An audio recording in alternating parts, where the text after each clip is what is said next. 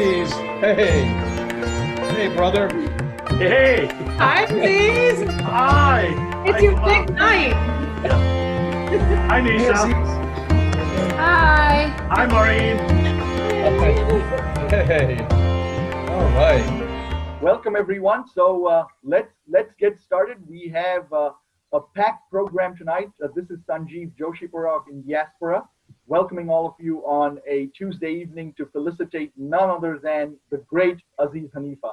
What a tremendous career he's had, and it's evident from the fan club that has gathered here as to how many people are clamoring to felicitate Aziz and wish him well in his second innings of his already illustrious career.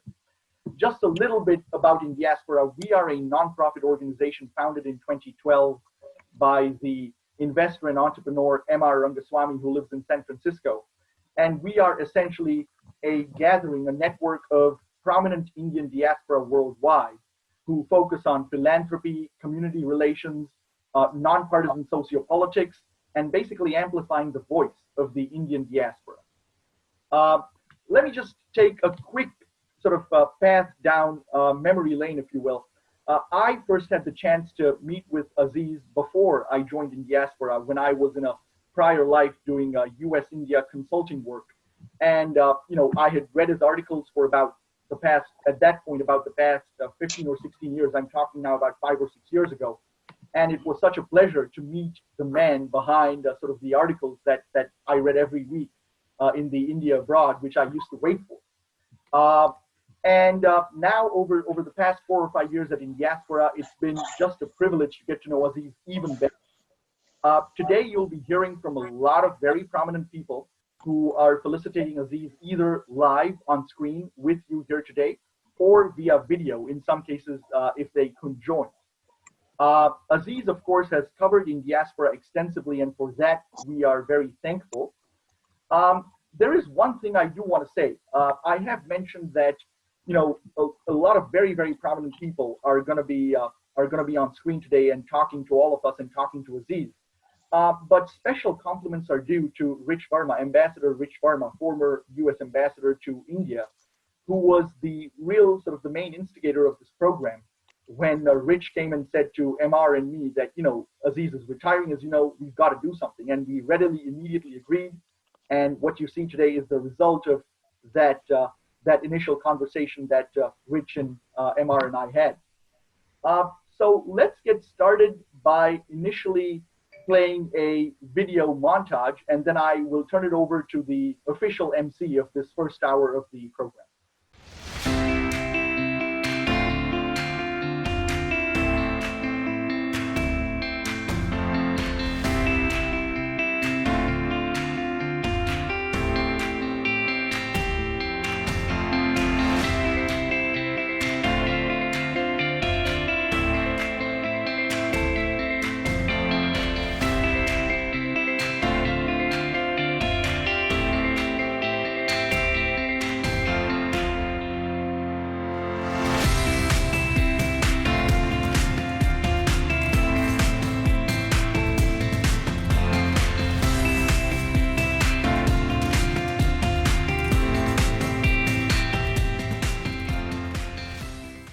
Outstanding. That really speaks for itself. Aziz, who in this world do you not know? I think that's the easier question to answer.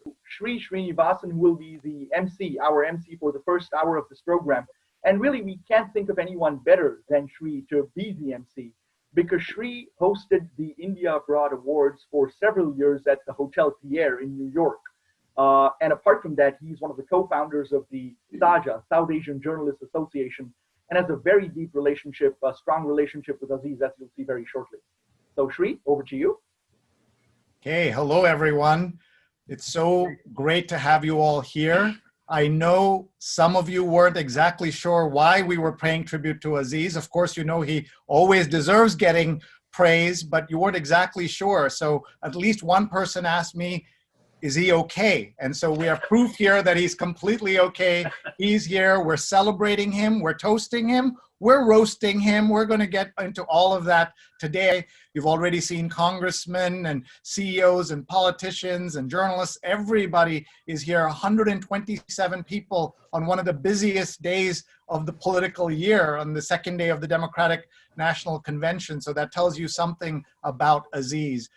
I've got this little clock going that I'm going to run for 3 minutes for every speaker maximum, so you can give back some time if you want to. And I'm giving myself only 2 minutes to speak about Aziz, which is not fair at all. Aziz is a living legend, and he's getting to do something today to hear an outpouring of love and support from all over this country in a way most people will not get to do. And he deserves it because he's someone who has done more for India-US relations, more for uplifting Indian-American voices. He's done more to help people understand what is happening in the world of India and America together than almost anyone else. And we're just delighted that we can do this for him. You may know some of his achievements, including having covered Washington for 3 decades plus for India abroad. And he was the first and the only South Asian journalist to do back-to-back exclusive interviews with President George W. Bush and Democratic challenger John Kerry at this time in 2004. He was the only South Asian print journalist to be part of the White House press delegation with Bill Clinton, and it goes on and on and on. But the thing that you may not know is that he is in fact not Indian American. The man who did so much for Indian America is not Indian American. He is a native of Sri Lanka. He has a bachelor's degree in English and economics and a master's degree from George Washington University. He is someone whose awards are so long that I cannot mention them all here tonight, but we are just so grateful to him for being with us and giving us his time and attention today. So now let me tell you what we're going to be doing and how this is going to go. We have tried our best to separate this into different categories of people who are going to speak, and then we are going to mix that up with some videos that have been played, and then we have different categories. So first we're going to do U.S. India, the administration and officials, and then Aziz will offer some thoughts. Then we have a new set of speakers, and then Aziz will offer some thoughts. So that's how we're going to go. Bring on stage someone you already heard about, Ambassador Richard Verma, former U.S. Ambassador to India. Sri, thank you so much. Aziz, it's great to see you. It's no surprise we have this incredible turnout. Let me just say, I've known Aziz for 25 years. We first met when we were on a panel together in Boston at a conference sponsored by the Indian American Forum for Political Education. And I recalled being awed by meeting him because India Abroad was in our house every week, read by my parents cover to cover. And I always wondered, who was this Aziz Haniffa guy writing all these incredible stories? And there he was sitting next to me. When we talk a lot about the rise of Indian Americans in the United States over the last 3 to 4 decades, no one has done more to chronicle that rise than Aziz. Over the years, Aziz has brought us the stories of spelling bee champions, astronauts, and leading politicians. He is as comfortable sitting with presidents and prime ministers as he is with newly arrived immigrants and shopkeepers. He is the epitome of selfless. He thrives on telling the stories of other people, not himself. And that's what makes him so special, so unique, so integral to our community. He always operates behind the scenes, never wants to claim the spotlight. Aziz is as interested in the small stories, those involving the local Indian Association and local awards, as he is the big news developments between governments and foreign leaders. And we have been so fortunate that he has been there day after day, event after event, chronicling every historical record of so many compelling stories, the human stories. Without Aziz, these stories would have never been told. I've often said that India Abroad, instead of searching for a person each year to give their big award to, they should have given that award to Aziz a long time ago. Now, I've sat down for multiple interviews with Aziz over the years, and even though he is a good friend, he can be an exceptionally tough interviewer. And no one should mistake his kindness for a lack of resolve, determination, and grit. He can ask the tough questions, and he's never content with canned answers. A quick story for you. I once invited Aziz to the Senate to interview my then boss, Senate Majority Leader Harry Reid. Senator Reid had arranged for a Hindu priest from Nevada to deliver the first ever Hindu invocation on the U.S. Senate floor before the Senate convened one morning. It was a very historic day, and as usual, Aziz was there to document the events of the morning. Aziz showed up a few minutes early in my office, just off the Senate floor in the Capitol. Moments later, Senator Reid arrived, looked at Aziz, and asked, "Is he the Hindu priest?" We all got a big laugh out of it, including from Senator Reid, who warmly welcomed Aziz in his office, and we all spoke fondly about U.S. civil nuclear deal and how Senator Reid was a long champion of the U.S. India relationship. But what I've come to learn about Aziz over the years is that he is not just a journalist. He is a patriot. He is the selfless champion of the underdog and all those people of South Asian descent trying to make a difference in this country. With Aziz, those people found a loud megaphone. I have learned so much from him. I am proud to call him a friend. And despite our friendship, I know the next interview will even be more difficult than the last. Aziz, congratulations. Thank you for all you have done. We look forward to the next chapter in your story. I know it will be even better than the last. Thank you so much. Wow, great. Thank you very much, Ambassador Verma. And now we have on stage now, we are going to bring on Congressman Bera. Great, thanks, Sri. And you know, it's been a long journey. I met Aziz when I first got elected to Congress in 2012, and at that point, we had been trying to win a congressional election for a while, and I was the only one there. And I remember when Indiaspora had their first presidential ball, and at that, in my comments that night, said, you know what, over this next decade, let's go from one member of Congress to 5 members of Congress. And the truth is, we did it fairly quickly. It didn't take us a decade. It took us 4 years to welcome Khanna, Pramila, Jayapal, Raja Krishnamurthy, and Kamala Harris. And Aziz was there to chronicle it all. And I feel like I've had as an Indian American kid, I've had a pretty blessed journey. I'm a good Indian American kid. I went to medical school, became a doctor, made everyone proud. Got elected to Congress, certainly a highlight in my life. But I will tell you, the time my parents were most proud was getting India Abroad's Person of the Year award, Aziz. Because you've made it in the diaspora when you're on the front page of India Abroad.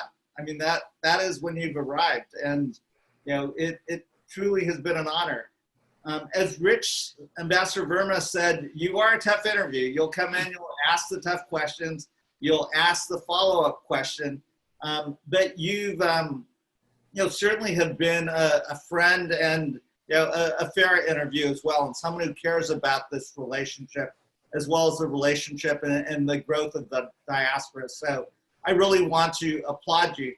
Let me just share the one thing that has always that I've always appreciated about you, Aziz, is anytime we've gotten together, your first question is not about anything that I'm doing. Your first question is, how are your parents doing? How are your mom and dad? And I've always appreciated that, and that says something about your values, who you are, and your understanding. And again, I know my family and parents were thrilled to get a chance to see you at the India Abroad Person of the Year award back then. And I can't imagine that you're going to fade away, because I think we've got to have you, in my humble opinion, do an interview of the first Indian American Vice President of the United States. I'm just saying, that's how I'm thinking about this, Aziz. So anyways, congratulations on a long interview.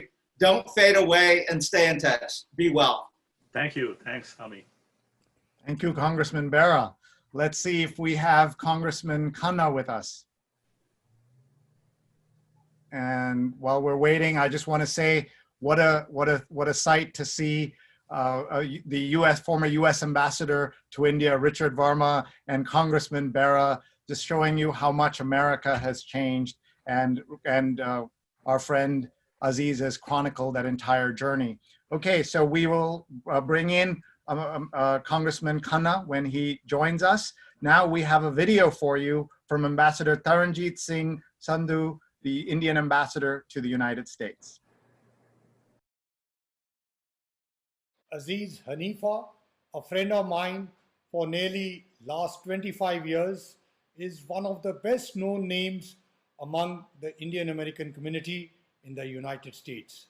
In fact, he has been by far the most popular journalist within the community. I recall on many occasions, India Abroad was full of different stories, but all written by Aziz Haniffa. Of course, the Aziz Mirch Masala was always there, as without it, they would have been completely bland. I have another personal connect with Aziz, Sri Lanka, which I consider as my second home. Many of you may not know that Aziz has had an impressive journalism history in his home country too, where he was part of a young team which launched two very successful and popular newspapers. As we are celebrating 30 years of his remarkable journey, I congratulate Aziz for his outstanding stint in the field of journalism and hope to see him continue with his passion. I wish Aziz good health and success. Aziz, it's our great pleasure to honor you tonight. You have given so much to the South Asian community.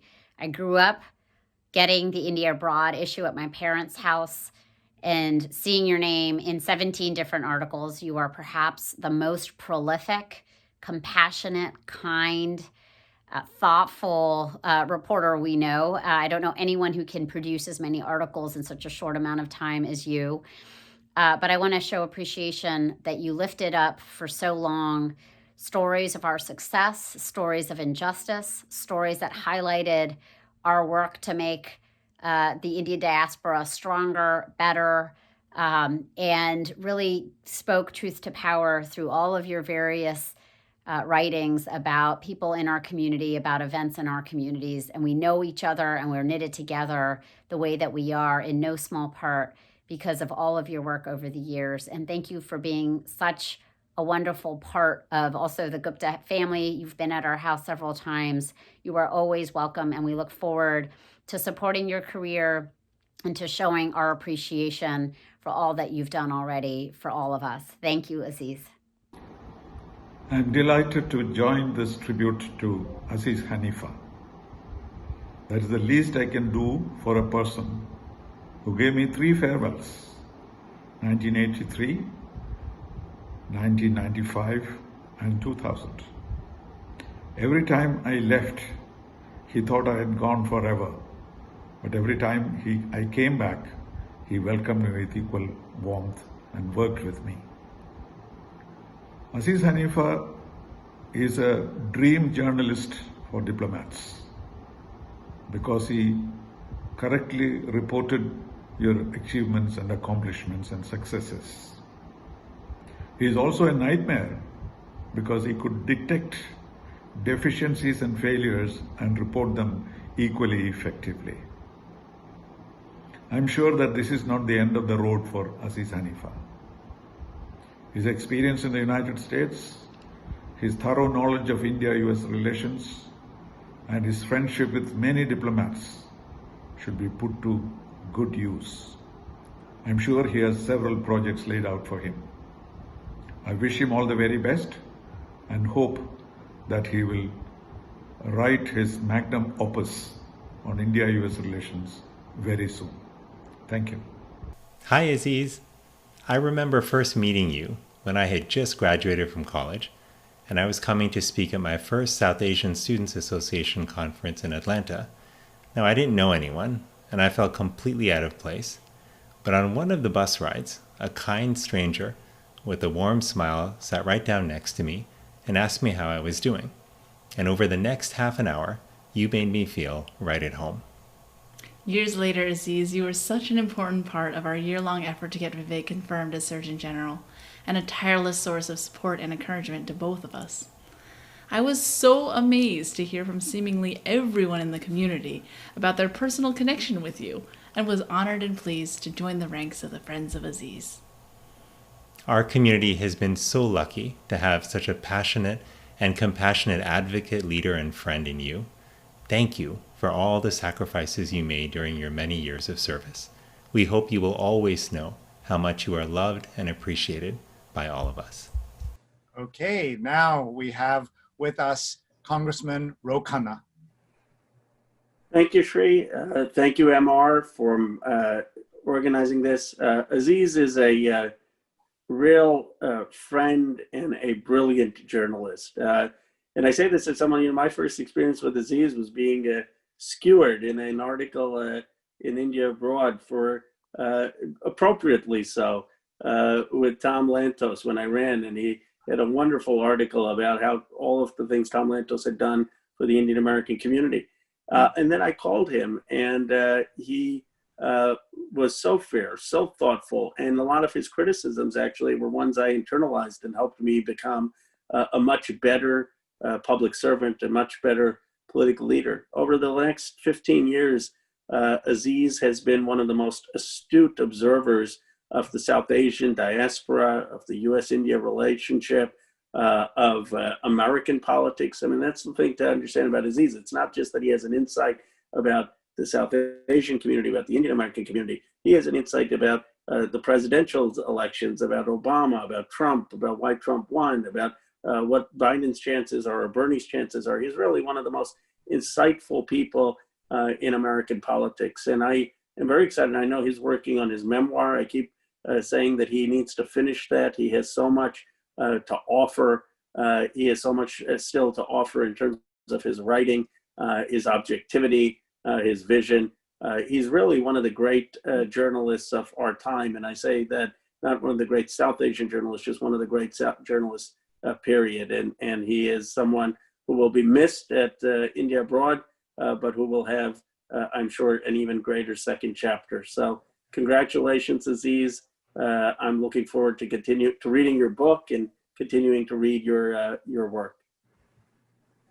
Thank you very much, Congressman. Folks, you're seeing politicians who are sticking to the time, in fact, giving back time for Aziz to speak a little longer. Thank you very much. Let's go now to Chidanand Rajghatta, one of the leading Indian American journalists working for the Times of India out of Washington. Thank you, Sri. Hi, Aziz.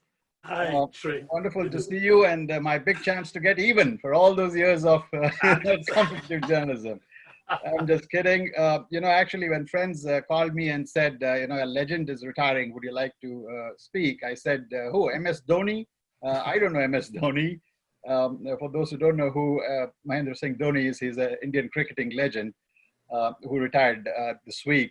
And sure enough, Aziz is really the legend of our journalistic world.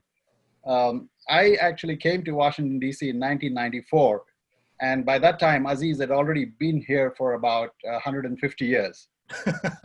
This is an old joke in our journalist group that we have a pecking order among journalists. And the senior most journalist in Washington, D.C., senior most journalist of Indian origin in Washington, D.C. was actually Mr. T. Parsuram, who passed away some years ago. And it was said that Parsuram, who had been here since the 60s, he actually came with the Pilgrim Fathers. And relative to that, Aziz Haniffa, I think, came, probably during the Civil War or during the independence, and then I came during the Civil War. So we had this pecking order. But with Mr. Parsuram gone, Aziz has been for several years both the dean and doyen of Indian journalists in Washington, D.C., an absolute legend. And one of the first things I understood when I came here is his enormous range of contacts and interests. And I straight away was stricken with envy. And I said, you know, this is a man whose Rolodex I should steal, or whatever the equivalent now is. Phenomenal. That was actually easily accomplished because he was very helpful. Anytime I asked him for any contacts, he was, you know, up there.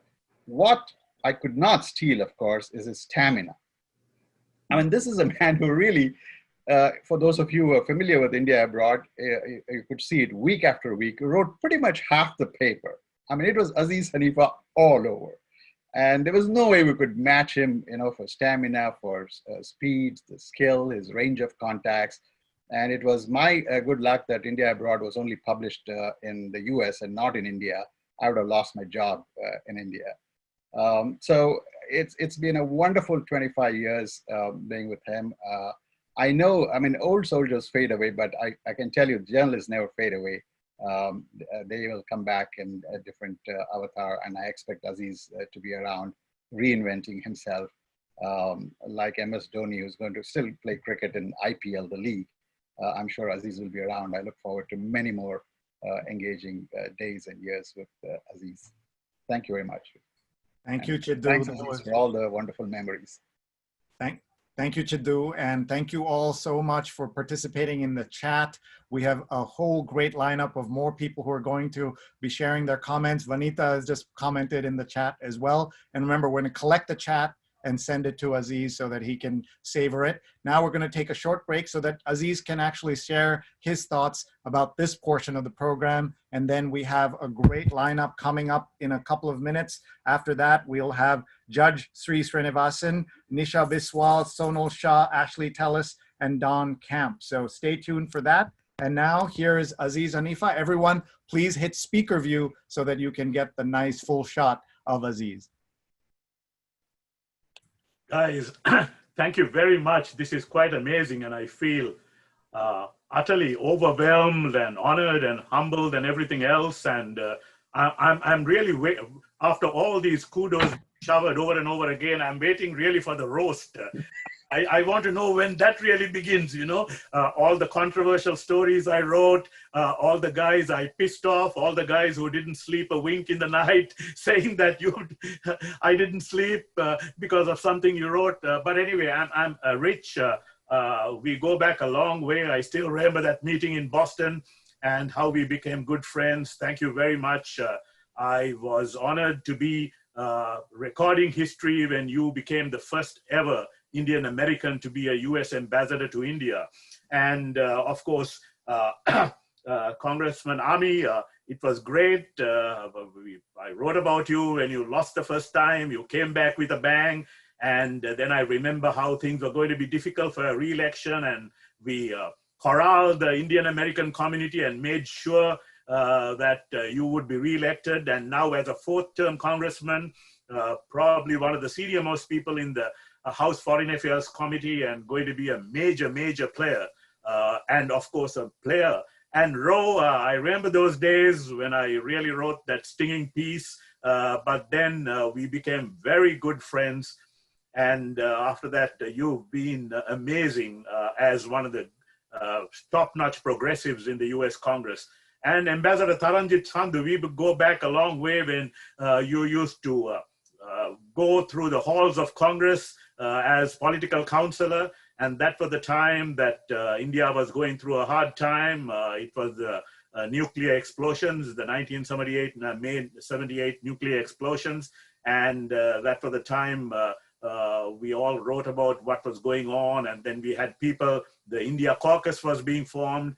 And being visiting you in Sri Lanka when I was there 2 years ago, and enjoying your hospitality and seeing Reenath and having been a part of your family and friends with you for so long. Thank you very much for a wonderful message. And Vanita, I am part of the family. I'm part of the Gupta family. So that's saying it all in terms of your dad, Raj, and your equally trailblazing sister, Amita, and the wonderful work that you did in the civil rights, as head of the Civil Rights Bureau in the Department of Justice. Amazing. And of course, the work you did even earlier in terms of fighting for the oppressed and African Americans who are being really discriminated in the Texas town by that sheriff over there. That was when I wrote that first story. And Vivek and Alice, what a joy to see you all. And the advocacy journalism we did to make sure that after a year when your nomination was left hanging, to be there to fight for it and call all the Indian Americans to keep lobbying and make sure that Senator Reid, who was then in charge of calling for a vote, to call for an up and down vote. And Ambassador Srinivasan, TP, as you were known, enjoyed your hospitality many times when you were DCM. And thank you very much for going to bat for me so many times when I had pissed off the ambassadors and everybody else. And you fought for me. I remember that when I had written something and Naresh Chandra was on the verge of making me persona non grata. But you fought for me and said, no, you can't leave that guy off. And then, of course, when Gopal Raju and all of us got together to give Naresh Chandra one of the farewells that he never forgot. And I still remember me telling him that I would bowl a googly or two at him, and of course that he hit it for a six. So we were chums when he left. So thank you very much, and I'm looking forward to all the other comments and remarks, and of course waiting for the roast to begin too, because this is sort of too good to be true. I'm getting a little antsy as to when the real stuff is going to begin. Thank you, Sri, and thanks very much again, guys, for all those kudos and plaudits, and I'm just so humbled and I'm simply overwhelmed. Thank you.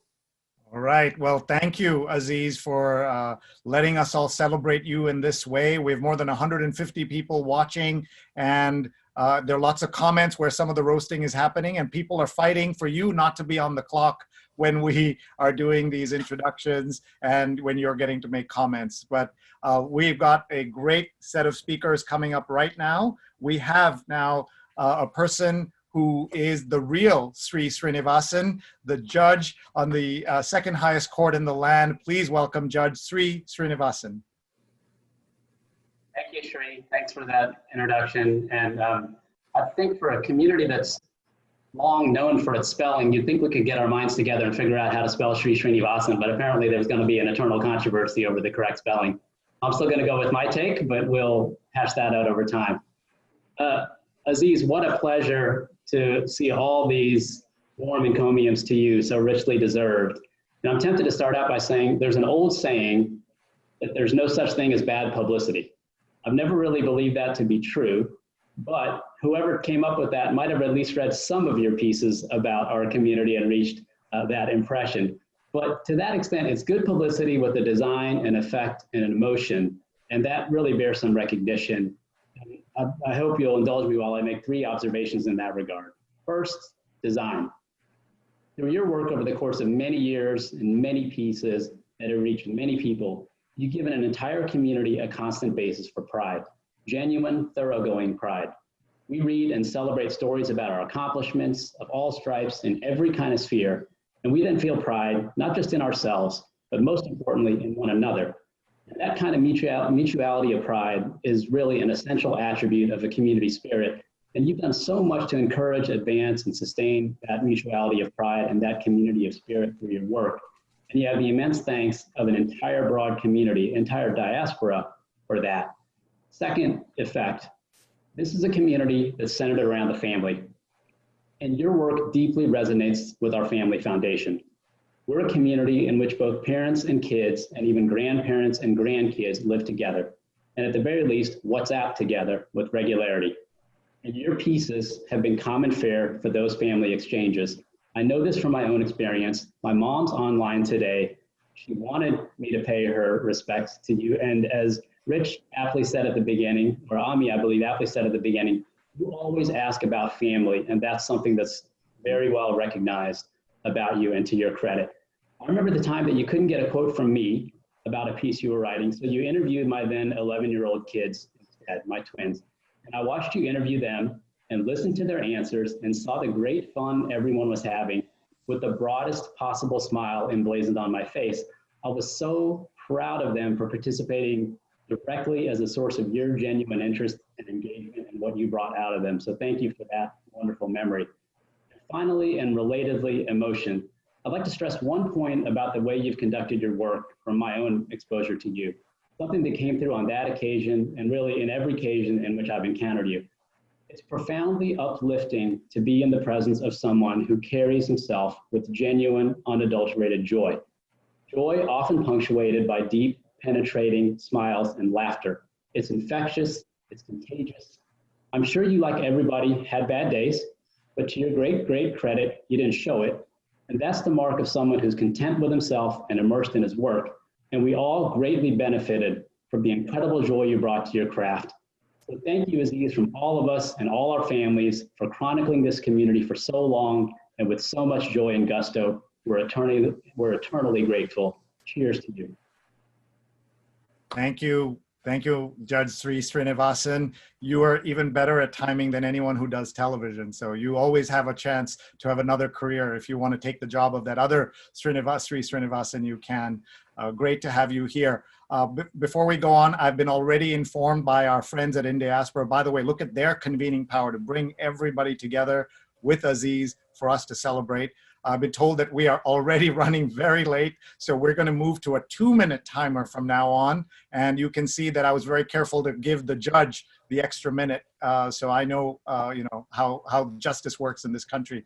So let's go to our next set of guests, and we are going to hear in succession from Nisha Biswal, Sonal Shah, Ashley Tellis, and Don Camp. First, Nisha Biswal, President of the U.S. India Business Council. Nisha.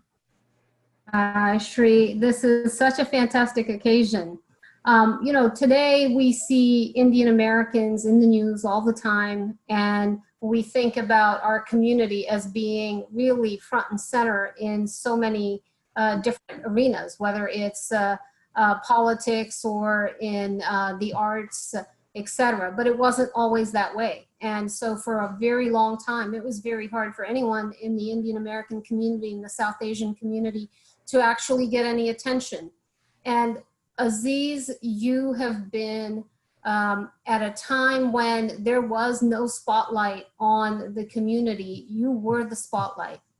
And for that, I think so many of us owe you so much. I personally have always, and I say this all the time, that I credit Aziz with really jump-starting my career. As a young staffer on Capitol Hill learning the ropes, I relied on Cap Sharma and Priya Dayananda to kind of tell me who's who, what's what, show me around. And one of the first things they did was, you got to meet Aziz. And I met Aziz. The first time I went to India with Congressman Sam Gaidinson, Aziz had done a profile of me as the powerful staffer on the powerful House International Relations Committee. We arrive in India. Dick Celeste is the ambassador. He meets us at the plane and says, Congressman, there is a big stack of news articles about your visit. And he gives this big, huge stack. And then he said, but they're not about you. They're all about your staffer, Nisha Desai, because Aziz had written a story that got picked up by all the wires, and every paper in India had this story about this powerful staffer.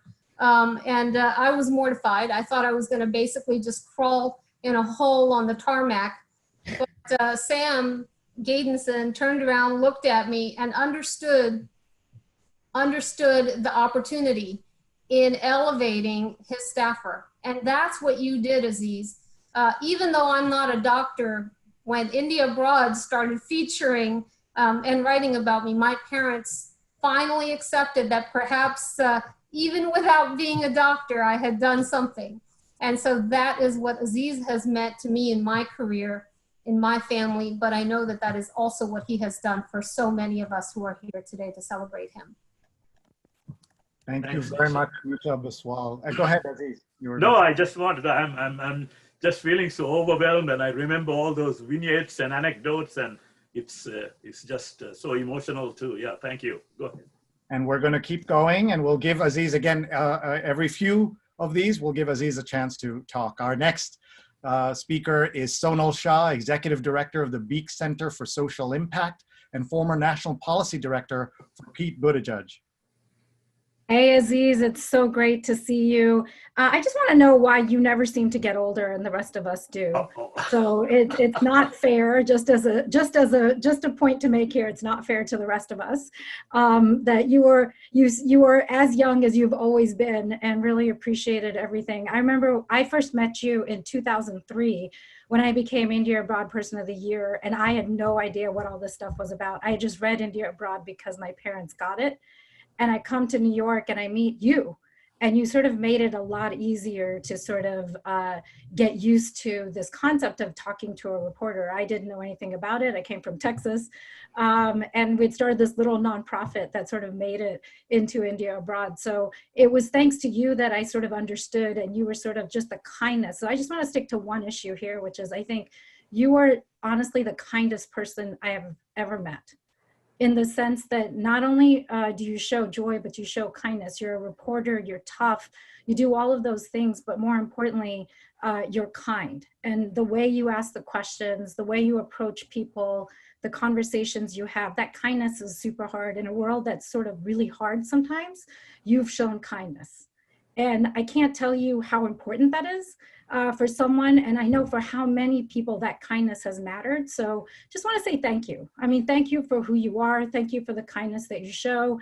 Thank you in a world that sometimes can be very tough, that you come across with that true kindness and genuinely from the heart, not just intellectually, but from the heart. So thank you for everything that you do, and thank you for who you are.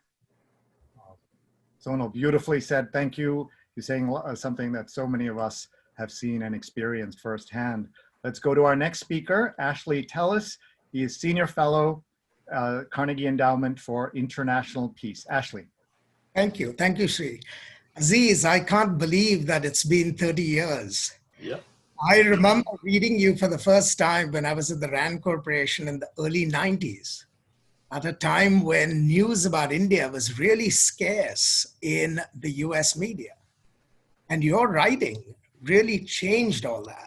You made India Abroad, Haniffa Abroad, writing half the issues of the paper and covering a whole range of contemporary subjects that most of the dailies of the day really didn't bother to touch. And so you really made a difference in terms of educating us about what was happening sometimes in our own country with respect to India policy or US policy towards South Asia more broadly. When I ended up in government many years after RAND, I saw you on the other side when you would lob uncomfortable questions with an alarming frequency, but never without any mean-spiritedness. It was wonderful to engage with you, even when the answers were difficult. And during the civil nuclear deal, especially when we ran into trouble both in the US and in India, you ended up being its greatest champion in the press, without descending into any boosterism of any kind. And you, as Sonal just said, you've been kind, you've been gregarious, and you've been so personable. And I'm really delighted to count myself among your friends. I hope retirement doesn't mean the end of your engagement in our public life, because you've been a bridge builder. And I hope you will remain a bridge builder as long as you have the energy and the interest in fighting the fights that you fought over the last 20 years. So fare thee well, my friend, and all the very best.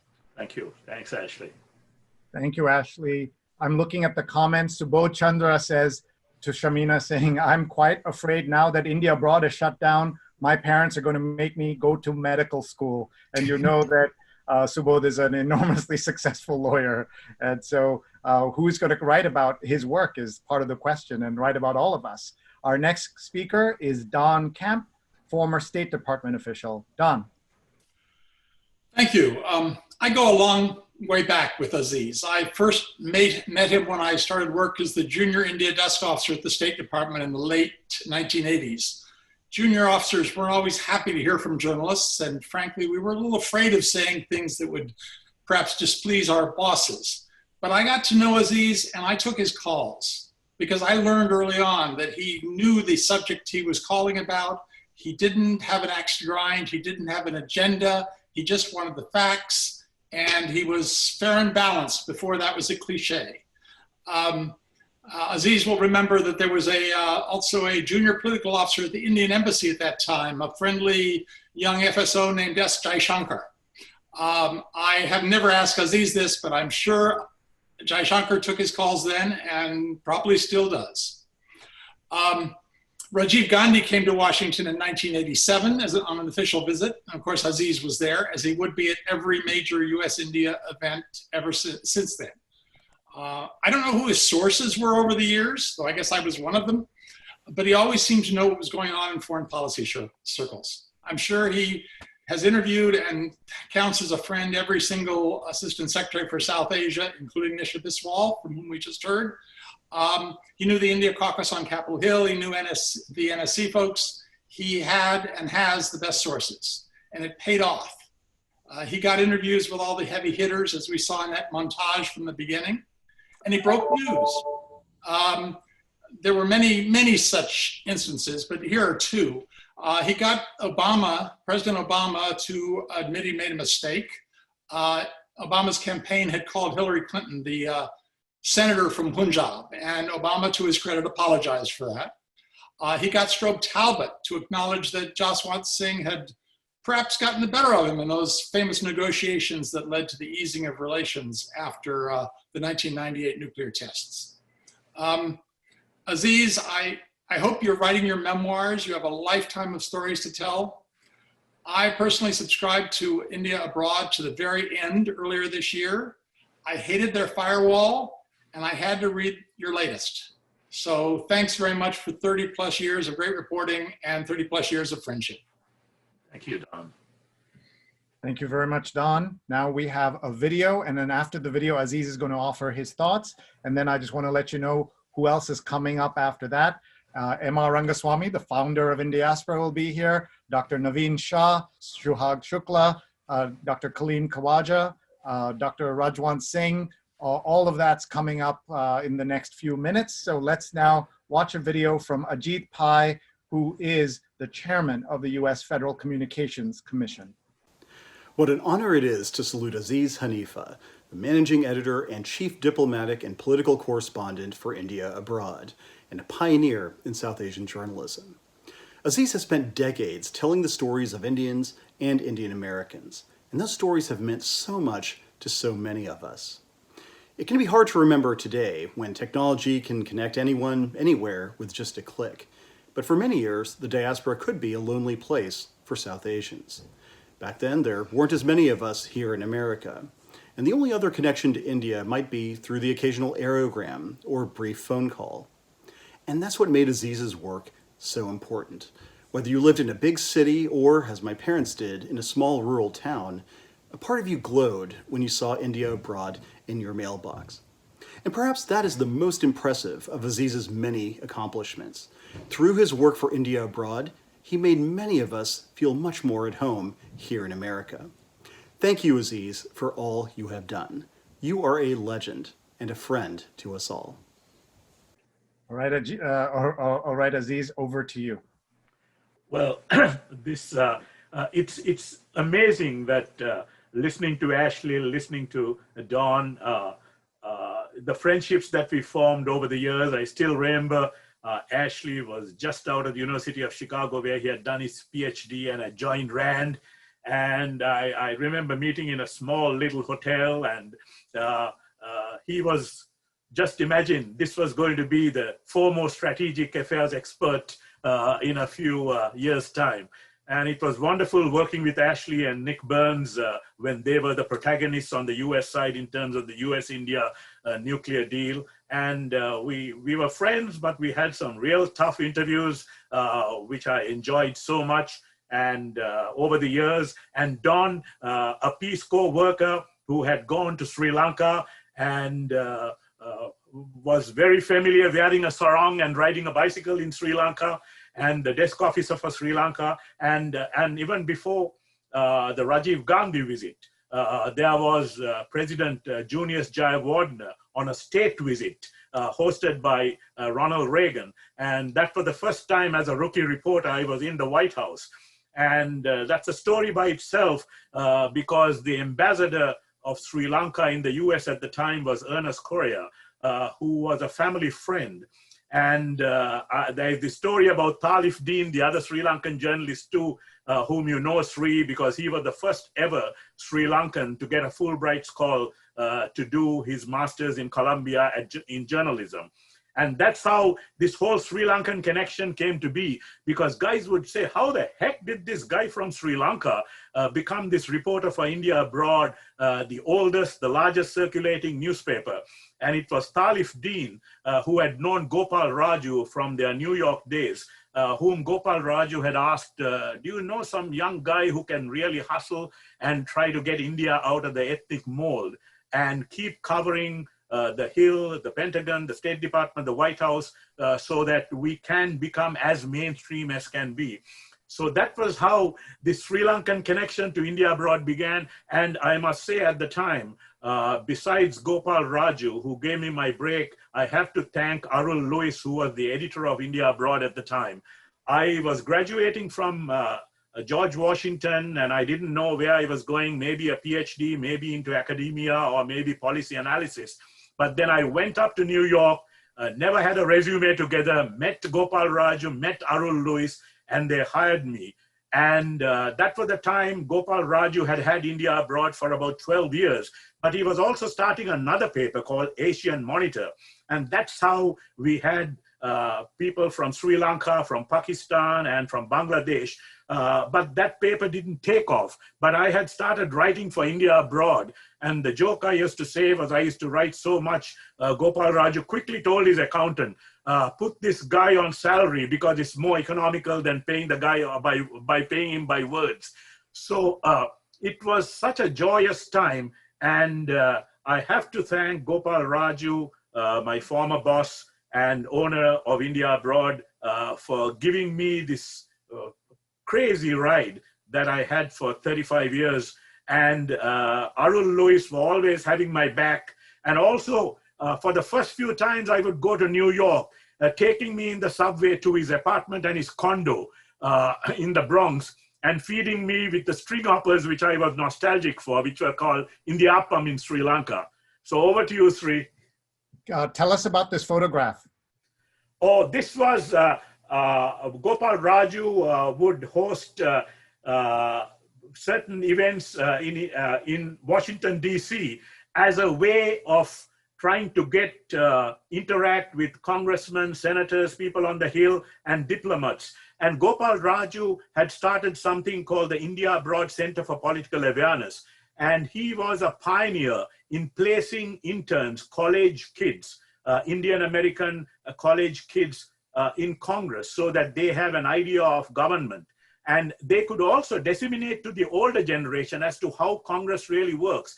And there are so many alumni of Gopal Raju's India Abroad Center for Political Awareness, which later became the Washington Leadership Council, which is today run by Hurricane Contractor, who's been doing yeoman service till the center. And there were so many interns that were placed by Gopal Raju, who then went on to serve in the Clinton administration, the Obama administration, the Bush administration, etc. So this was how Gopal Raju would also host all these events in Washington, D.C. And we would have congressmen, senators, State Department officials, and others who came and interacted. And in a way, it was also a way of having familiarity with them so that they could also have college students, Indian American college students, serving as interns. And a lot of them went on to become really major senior officials in administrations and in Congress. So Bodh is saying that you should caption that photograph. We should send you a bunch of these pictures and you can caption them. So many interesting people and so many great stories. I wanted to acknowledge Gopal Raju's presence with us from from another place. When he passed away, he left a gap in the Indian American journalism world. And we need to acknowledge his presence today as we think about what has happened to India Abroad and that has also left us now. Okay, so now we come to another section of our program. you will hear from M.R. Rangaswamy, Dr. Naveen Shah, Suhag Shukla, and Colleen Kawaja. And let's start by bringing on the man who put all of this together, who convened us, who brought us together, M.R. Rangaswamy, the founder of Indiaspora, and checking in from California. Hi, M.R. Thank you, Sri. Hey, Aziz, how are you, my friend? Great to see you. And my first encounter with you was when we were trying to do the Indiaspora Ball in January of 2013. This was 2012. I'm a novice to all this stuff, and I asked people, who should I talk to first to even get to know what this was all about, what Washington was about, and how we publicize and promote this event. And everybody pretty much said, you got to meet this guy, Aziz. So then come to find out he's not even Indian, which was kind of funny, but Sri Lankan is close enough. So I call Aziz, and he works with us to really put together and promote the Indiaspora Ball. As you know, Aziz, that was such great help from you when we were the first group to ever do anything for a sitting US president. It was a group, and the number of articles he wrote about it was amazing, because every week I would get the India Abroad at home, I'd go rush to see it. And of course, there'd be one more article on Indiaspora and the ball. And that was my first encounter to see how much he was involved with the community, how he supported all of us, how proud he was, even though it was the Indiaspora Ball, he was in full support. Maybe it should have been, we should have added a tagline to it, /Sri Lankan Ball, the way he promoted it, the way he covered it and supported us. Another funny incident with Aziz, just to roast him, was I wanted to have dinner with Aziz. So I said, Aziz, let's go to this place. I'm a vegetarian. He says, I know a great place. So we go to this Brazilian restaurant. I don't know if you remember that, Aziz. It was called Fogo de Chão or something. We go in and every dish is meat. And I go, Aziz, what did you do to me? So he says, no, they have a salad bar. So Aziz, I remember you, and I know we look forward to your book, your memoirs, and you're always a true friend of Indiaspora and our community. So with one side, we are sad to see you go. On the other side, we look forward to working with you in your next phase. So thank you so much for being part of our lives. Thank you very much, Emma. Thank you. Thank you, MR, and thank you for all you and Indiaspora do for the community. Let's go with Suhag Shukla, the Executive Director of the Hindu America Foundation. Thanks, Sri, and thank you Indiaspora for this long overdue celebration of Aziz Haniffa. So on this occasion, I dug through my archives and I found my earliest exchanges with Aziz. They were from AOL and Yahoo email accounts respectively, and I'm pretty sure on my end it was dial-up internet. I met Aziz as a result of my work at the Hindu American Foundation. And HAF's story is a part of the larger Indian American story. And no one has documented our community's story with the commitment, the extent, and the depth that Aziz has.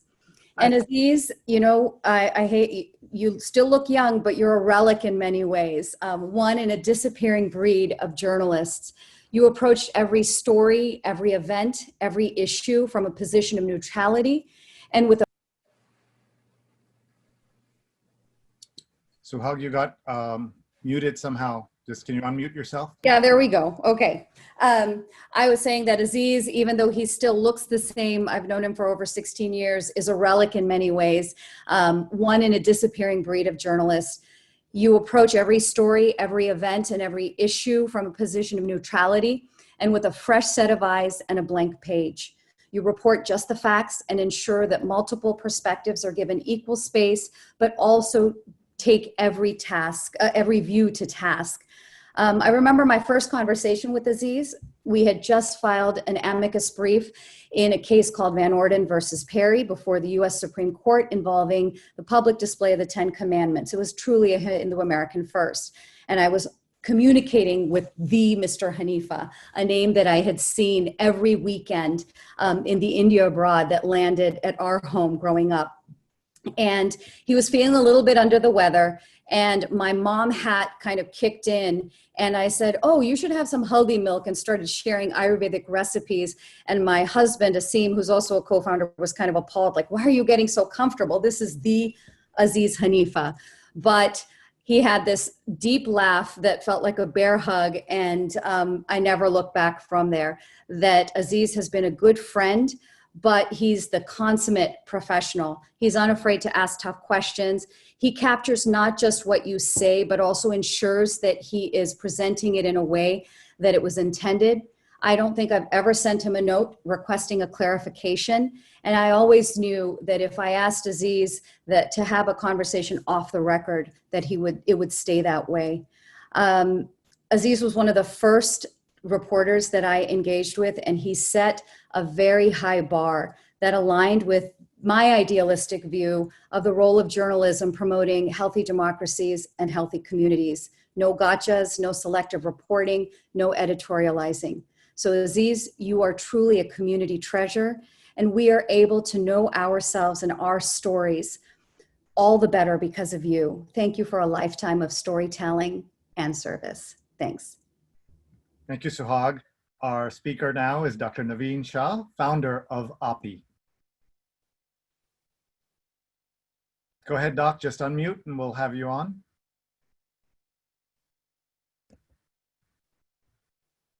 All right, we'll come back to Dr. Shah. Let's go to Dr. Kaleem Khawaja, Executive Director of the Association of Indian American Muslims, who's just followed Suhag Shukla, the Executive Director of the Hindu American Foundation, tells you something about Aziz Haniffa. Well, I first met Aziz. I know him for a long time, about 30 years. I first met him in 1980 when I moved to Washington. And since then, and at that time, really, when you said you were an Indian, people thought that you were a Native American Indian. You know, a community like Indian American per se was not known. And it goes to Aziz's credit and India Abroad's credit that they actually built a community which is called Indian American, which has grown, which has become very proud, which now Americans in general know that it's a distinct community. It is not people from India just living here. It's a distinct community, including second generation Indian Americans are very proud, and they say they are a distinct community. The other thing Aziz did was, which was great, and again he did through India Abroad, is that he built what is called Indian American journalism. You know, it was in a very nascent stage at that time, around 1980. He really built it to an institution. And again, through his newspaper, he was covering all the big events and all the big shots, you know, at the Capitol Hill, and everywhere he was going as a representative of the Indian American community. So those two things that he built, we are very proud of that. Because of his work today, we Indian Americans are well known as a community by itself. And of course, the community is doing very well. And for that, Aziz has to be acknowledged. The other thing was that Aziz was very humble. He'll always come to the smallest possible community function that was held. It was not like he was only going to big shot functions. He'll always come to small events, you know, and spend his time over there. So I thank Aziz for that. In general, we are thankful to him for building our community in the public view. So thanks, Aziz. Thank you, Dr. Okay, now we have a video from Dr. Rajwant Singh, the Sikh community leader, senior advisor of National Sikh Campaign, and president of EcoSikh. Good evening, everyone. I'm feeling really honored to be able to say a few words about my great friend Aziz Haniffa. He's not only been a friend to me, but also to the largest Sikh community in the United States. I remember when in early 90s, when we were trying to create awareness about the Sikh community and our issues, whether it was at the White House or at the Capitol Hill, Aziz Haniffa reported on some of the activities that we were doing and some of the dialogues we had.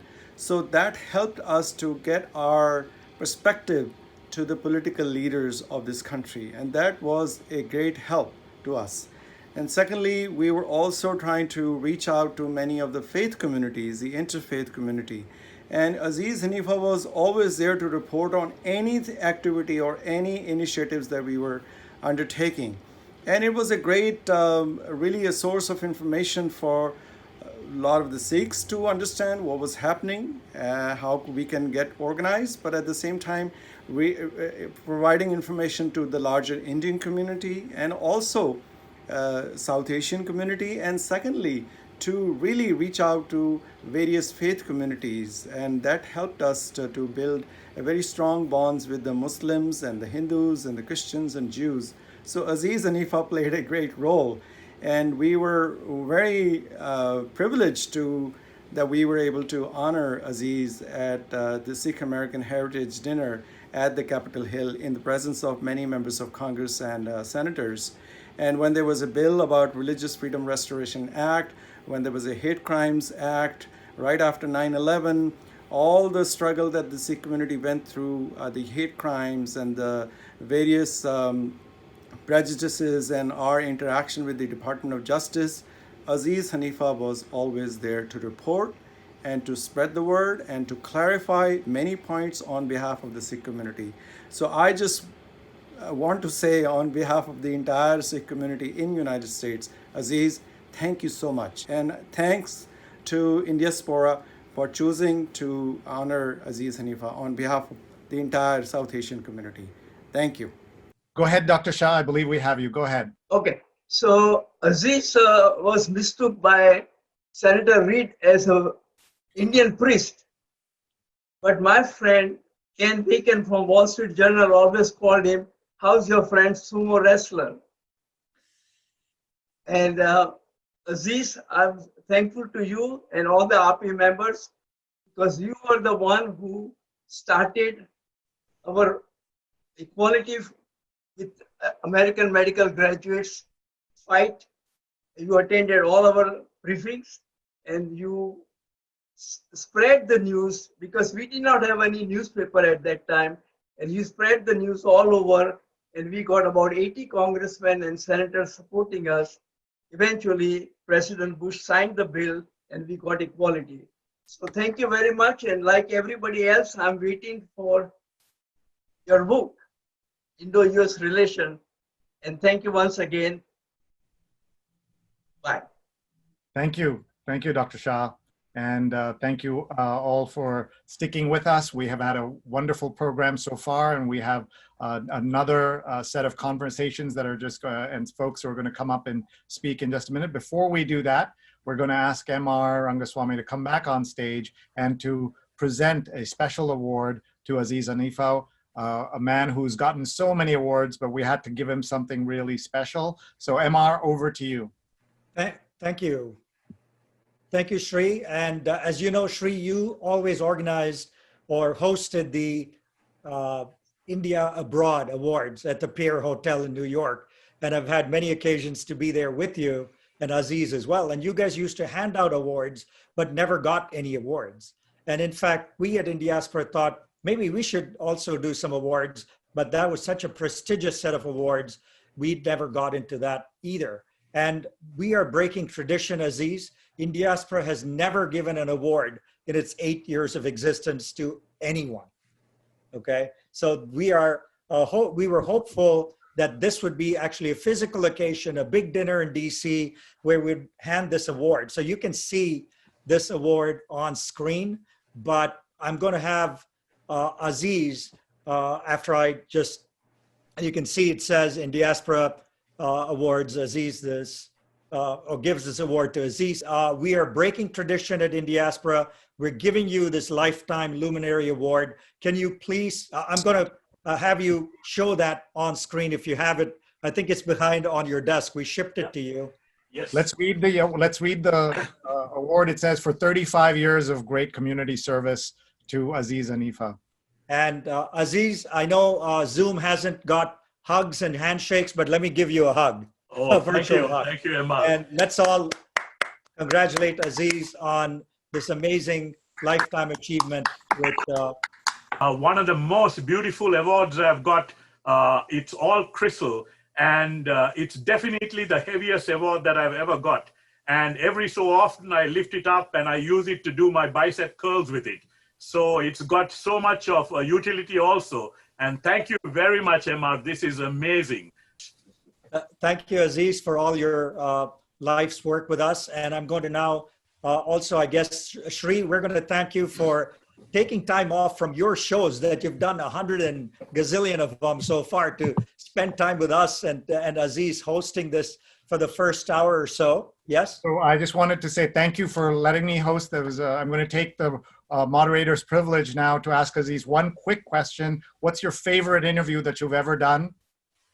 I've probably done quite a few, but I think the most transformational thing I did was when I traveled with President Clinton in March of 2000 to South Asia, beginning with Bangladesh, and then 5 days in India, New Delhi, Mumbai, Hyderabad, and then flying over to Islamabad, and during that visit, I had many an occasion to spend quality time because it was a bunch of trips, and every so often they would have a pool who could get into Air Force One. And I think that was the most transformational visit, because in a lot of ways, Hillary Clinton had been with Chelsea to South Asia a few years before. And Clinton was just so full of the stories he had heard from his wife and daughter that he just wanted to go. And that was the time India exploded the nuclear device in May 1998, which led to India being in the doghouse and the Jaswant Singh Strobe Talbot strategic dialogue going on. So Clinton had finished his term and he was a lame duck, but he really transformed U.S. India relations, because in a lot of ways, even though the strategic dialogue had resurrected the U.S. India relationship, it was that trip.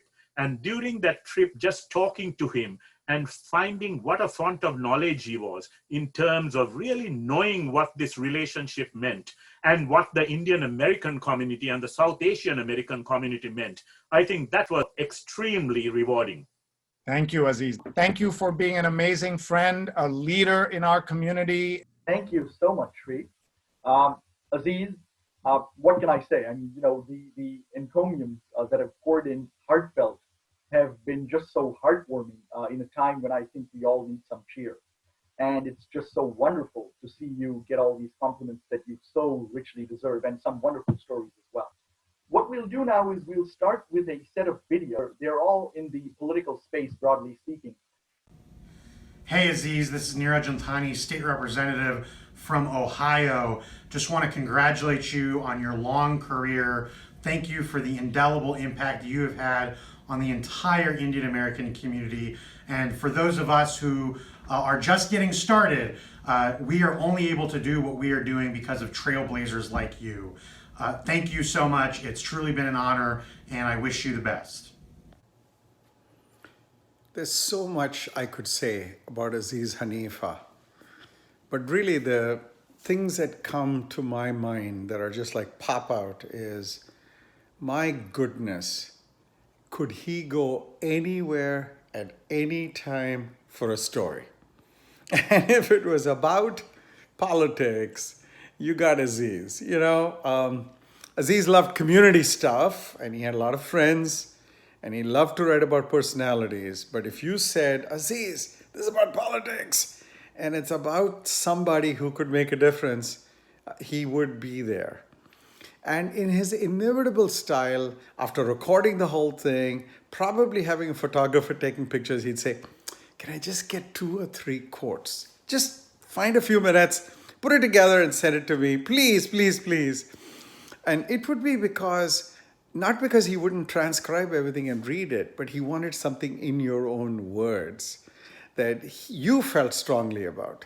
And then he would dissect it and write a story. So what a pleasure it is to honor you, Aziz.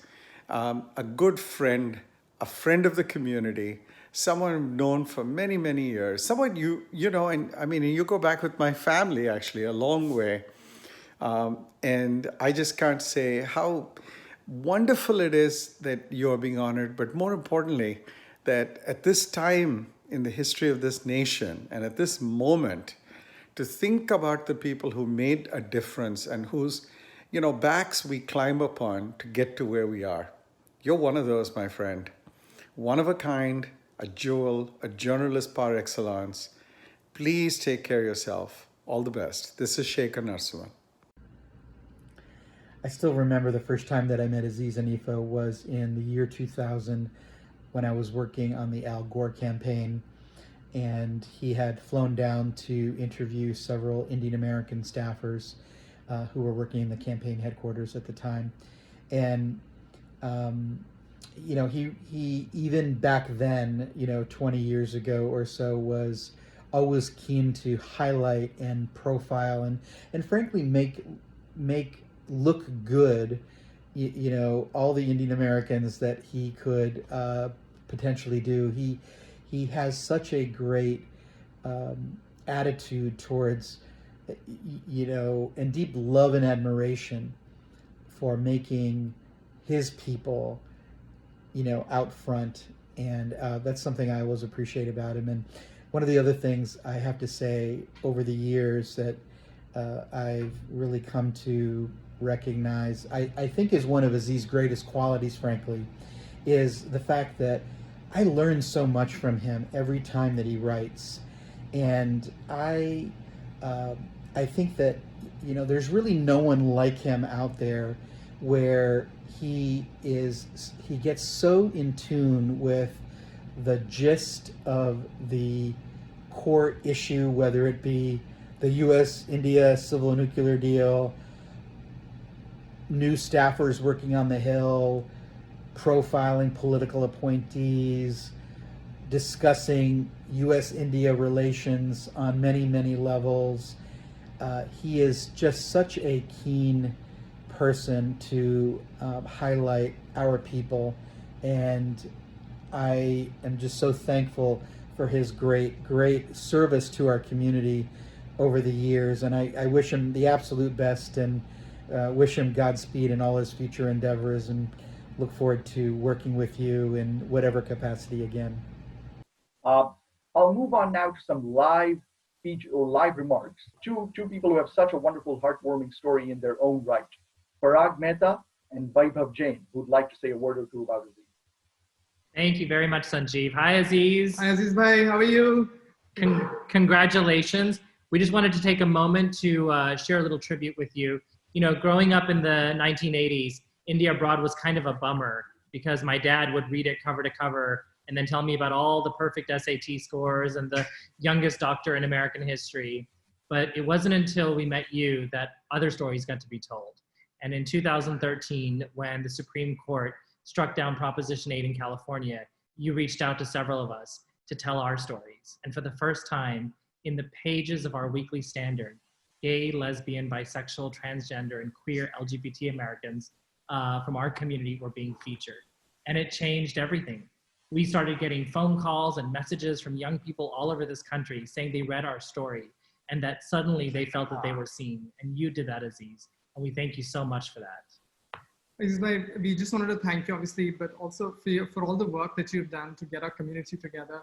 You brought visibility not just to our lives, but to our community. You know, helped us understand that, you know, this battle was very, very hard moving up, but journalists like you have definitely helped our community, you know, move forward. You've helped change hearts and minds, and you've helped save lives. And I know this because Parag just mentioned, every time there was an article in India Abroad, I would get a flurry of messages on Facebook, Instagram, saying, you know, we read your story in India Abroad, we showed it to our parents, and it just gives us hope that, you know, someday maybe we'll come out. Some people even came out. So you really helped, you know, a lot of people. You saved lives, actually, in a lot of ways. So I just want to say thank you for telling our stories. Thank you for normalizing our lives. And thank you for normalizing our love. We love you so much. We love you, Aziz bhai. Thanks, buddy. Thank you, Parag and Vaibhav. Love that. Do we have Mini Timaraju, who is another government relations executive in Washington, D.C., has worked in the corporate space, done a lot of government advocacy with government. Mini, are you there? Hi, Aziz. And you want to say hi? Hi, Aziz. Hi, Aziz. This was an incredible tribute. It was really amazing to see so many old friends. I only regret that we couldn't do this in person. I got an idea from Suhag, and I dug through my emails as well. And I think my first contact with you was 2006. So, because I was like, you're ubiquitous. You've been in my life my entire career. I couldn't figure out when I met you. One of the things we wanted to highlight, and then I'll kick it over to Priya, is as former Hill staffers, how much, and Nisha talked about this, a lot of folks talked about this, how much you helped elevate the kind of work we do and made it really serious. So all joking aside about our parents now taking us seriously, because I was able to see the stories you wrote about folks like Priya and Shamina, Nisha, Vanita, as a young professional in politics in Texas, it made me realize I could have a bigger, bolder career. And I attribute most of my success and my family and community approval to you and what you did for so many of us. Priya, I know you wanted to say more about what Aziz has done for young folks on the Hill.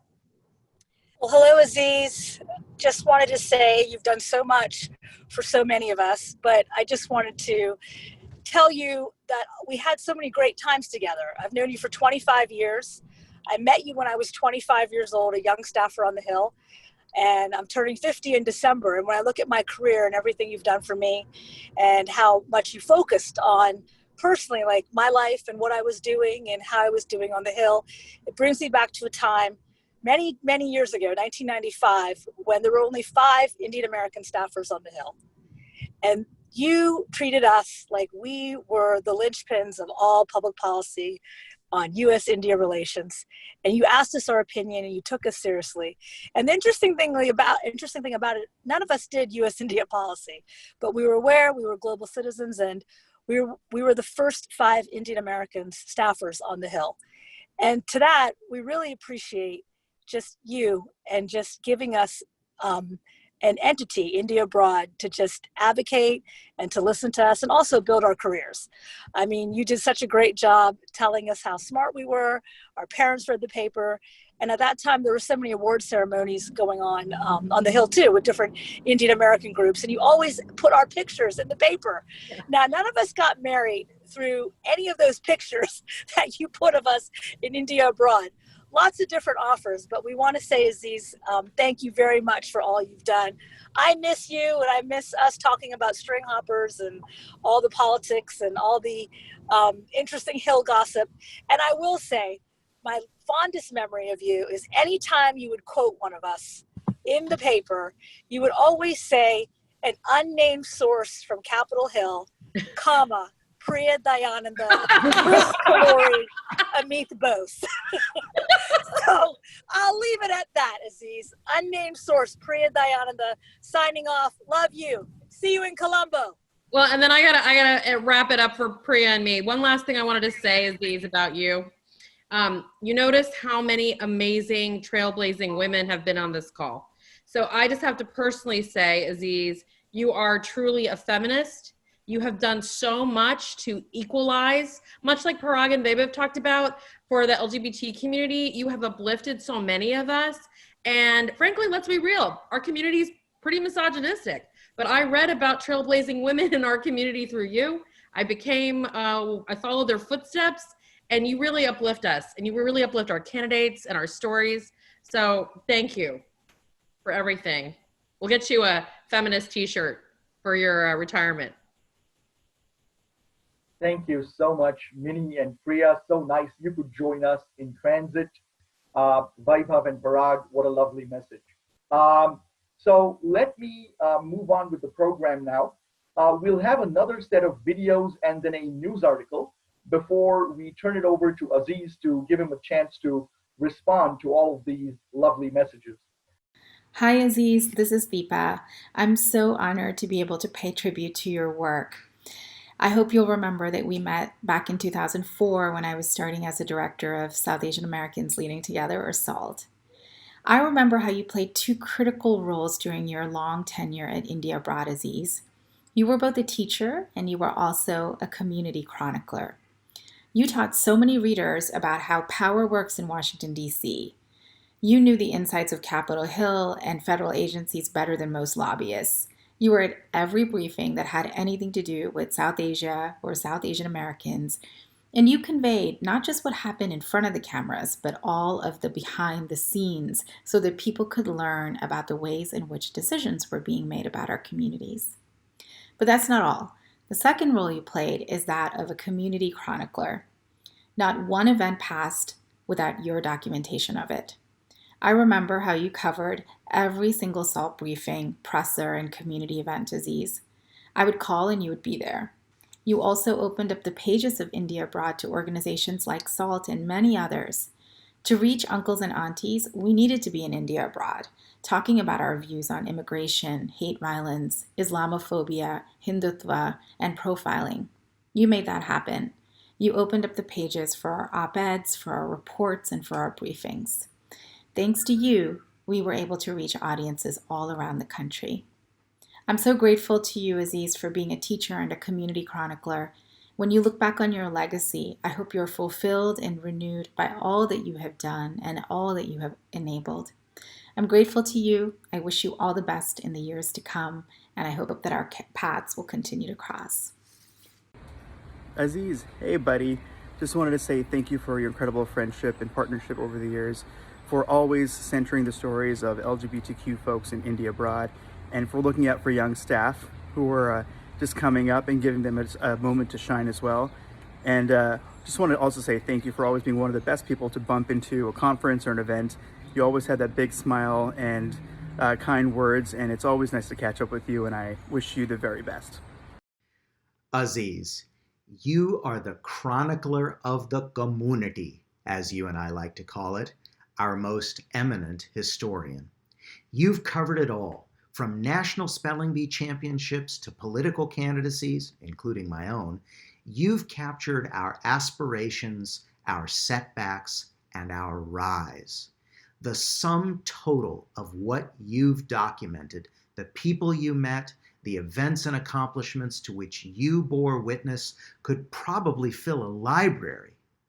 And I hope they will someday, because the generations that follow need to have access to what you saw and documented. While I'm sad that your stewardship and leadership of India Abroad has ended, I have every confidence that this next chapter in your life will continue to contribute meaning to the community and the world. The one thing I will miss most is your booming voice on my voicemail saying, "Subodh, this is Aziz here. I need a few quotes." Or your hearty, indignant laugh at the absurd things you heard racists and extremists say.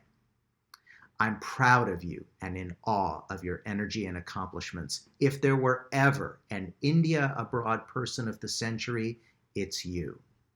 Congratulations and thank you for everything you did and will do. Aziz, Maureen and I would really love to congratulate you on your career, and we're so happy to be here with you. I, in particular, want to thank you. 30 years ago, back before anybody in the Indian community would take me seriously, you and your partner, Ela Dutt, took me seriously.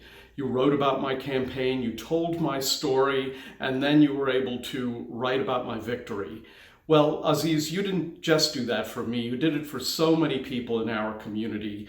You are the chronicler of the Indian American community. You took us seriously, you gave us respect, and now we just hope to give some of that love and respect back to you, brother. Take care. And now we have the article by Raj Gilda, all the way from India, co-founder of the Lend a Hand philanthropic organization.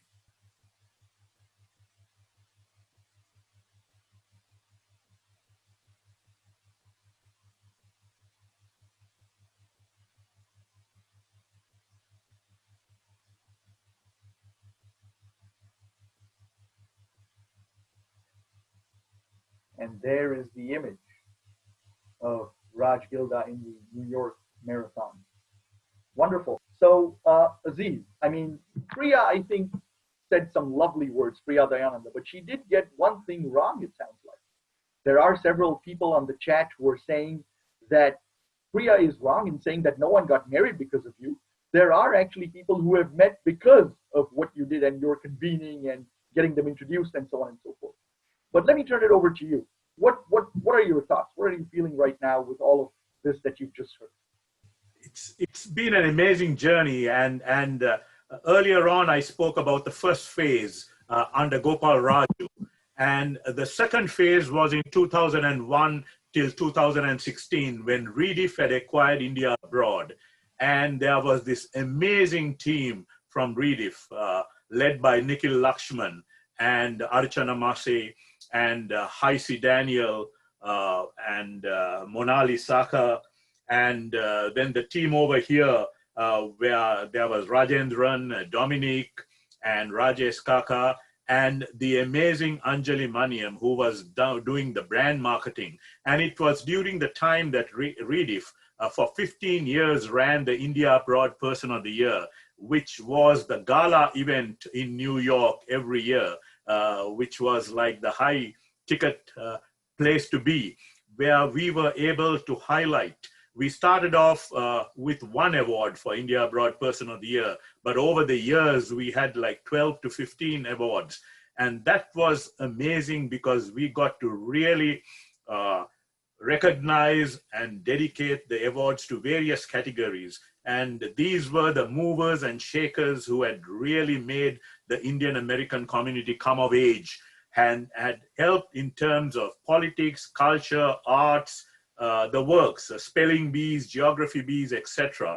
So it was an amazing time, the 15 years that Rediff.com acquired India Abroad. India Abroad grew into a much larger paper running into 70, 80 pages. And then the special edition of the India Abroad Person of the Year would run into nearly 200 pages, with 15 to 20 articles on each and every awardee. And so this was an amazing time before Rediff then sold it to Suresh Venkatachari, who ran it for 3-4 years before, unfortunately, in its 50th year, COVID as well as print journalism going out the window, and technology and Facebook and social media, etc. In a lot of ways, there was the untimely demise of India Abroad. So I gave it my all for 37 years, and I'm looking forward to my next adventure. So over to you. If ever there was a paper that needed to continue, that deserved to continue, it was India Abroad. And it's a loss to the community that that paper is no longer published, Aziz. And if there was ever a journalist, a chronicler, who deserved to continue writing half the paper each week, it was you. But we're going to be in active touch with you in your second innings, and looking forward to your memoir, as everyone has said. But tell me this, Aziz, quickly. Subodh Chandra's impression of you, on a scale of 1 to 10, where do you rate it? Well, it's almost a 10. It's almost a 10. That's what I thought too, having received some of your voicemails. He sounded quite like you.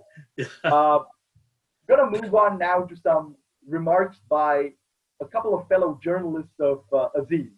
And we've already heard from Chidu Rajagacha.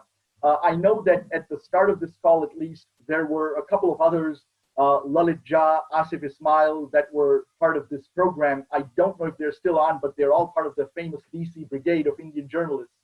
And they wanted to make sure that we mention their felicitation of Aziz as well.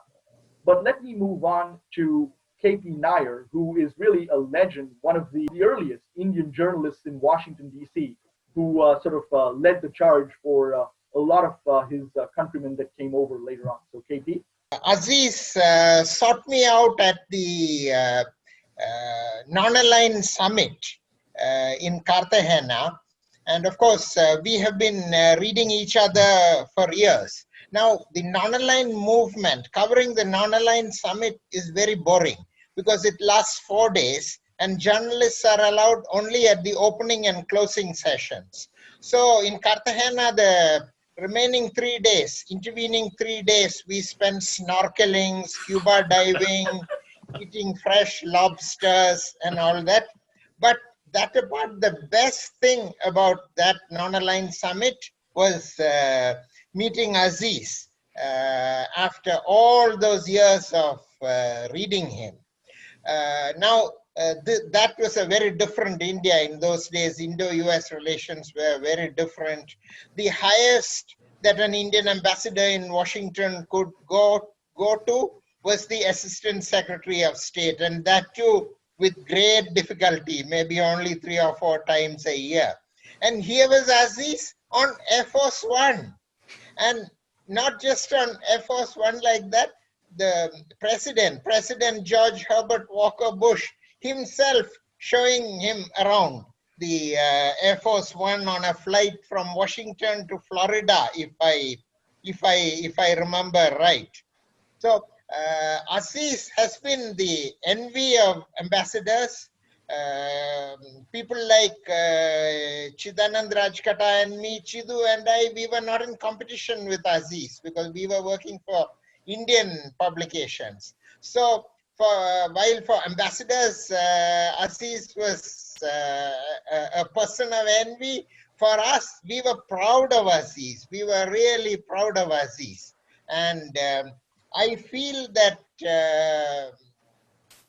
it will be a long time, if ever, that there is another South Asian journalist like that in Washington.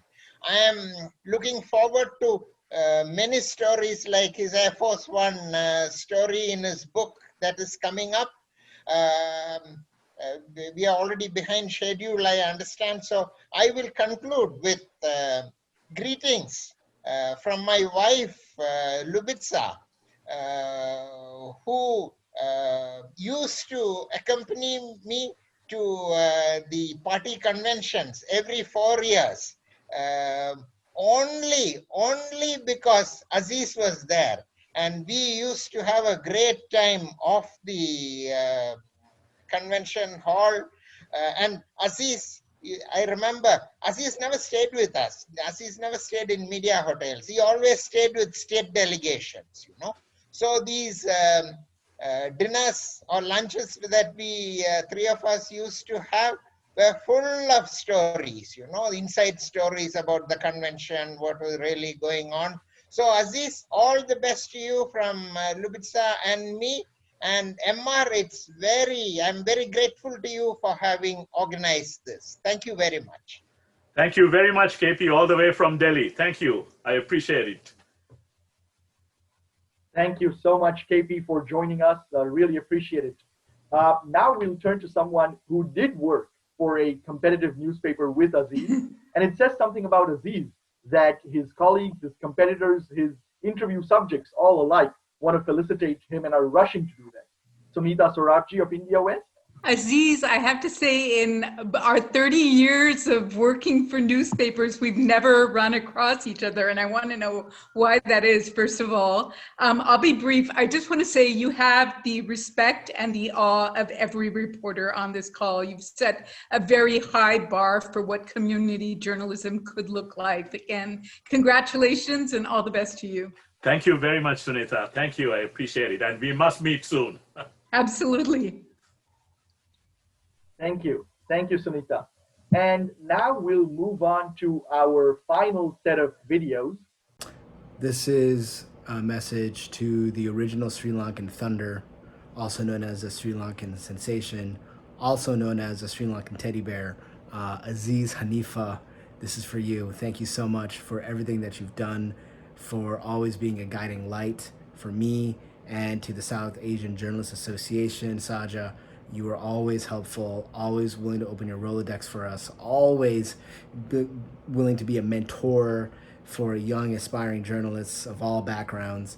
And then I know this is just the best of yet to come for you. You laid a great foundation, a solid foundation. You carried the torch for us, and you created an institution for all of us to aspire to do. And I can't wait to see what's next. And for a long time, I thought I was the only Sri Lankan journalist kind of trying to do something. And then I realized I was just always following in your footsteps and the trail that you blazed ahead of us. So thank you for everything.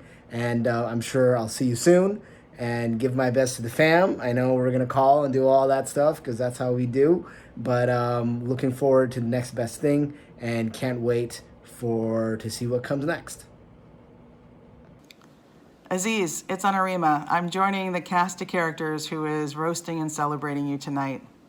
Aziz, you are the original who achieved one-word fame. The energy, the warmth, the laugh, and the community. I know it's been said many times. I don't remember the first time I was in any newspaper, but I remember vividly the first time I was in India Abroad. It was a moment of euphoria for my family. And I remember getting to DC and seeing you and passing and introducing myself, and you said you knew exactly who I was. And I have no idea what I did to get that notoriety, but I knew at that moment that I'd made it. Because you were our passports, our vetting papers, our place to shine. You made us newsworthy. You made us feel part of the community. You made us feel like we belonged. In your light, somehow all of our differences were reasons to celebrate and not to divide. We came to life with all of our imperfections in your stories. You also taught us many important lessons. To be real careful what we say, even when it was early in the morning and we were driving on the side of a highway, because you'd print that conversation verbatim, word for word, for everyone and anyone to read. That no hallway or wedding reception or random encounter was off limits or off the record. It was all in the family until the next issue, when it wasn't. Aziz, thank you for making sense of us all. You loved us, and we love you so much in return. Aziz, it must have been more than 20 years ago when we first met. I was a young staffer on Capitol Hill, and I had a rule about never speaking with the press. But you were an exception. It wasn't just your sunny disposition that won me over. The reason I, and so many others, have felt comfortable speaking with you is that what you did at India Abroad was essentially a noble act of public service. For a community that has such a large proportion of recent immigrants, you have demystified how decisions in Washington directly impact people's lives.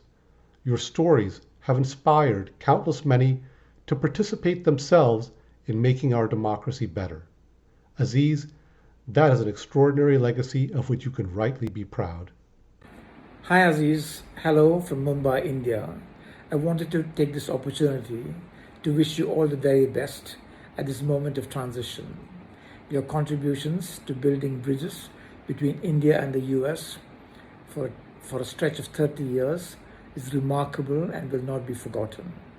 For me, it was great to have gotten to know you and to have enjoyed your friendship during the time that I was in Washington, D.C.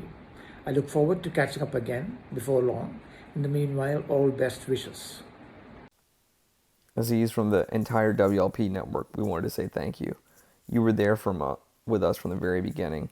When you and Gopal had this vision that the ASC should have a seat at the table in public service, you were there, you amplified our voices, you connected us to our communities, and the reputation we have today as a WLP network is because of you.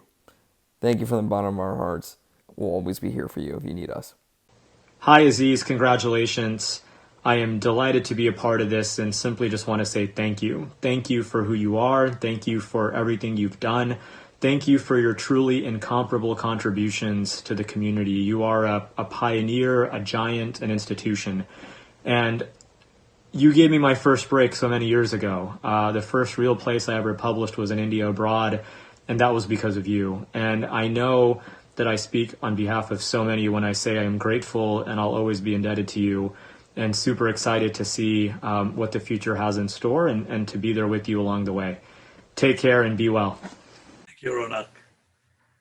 The last two videos that we had were from Harin Contractor, the Washington Leadership Program, and Ronak Desai, the contributing writer at Forbes magazine.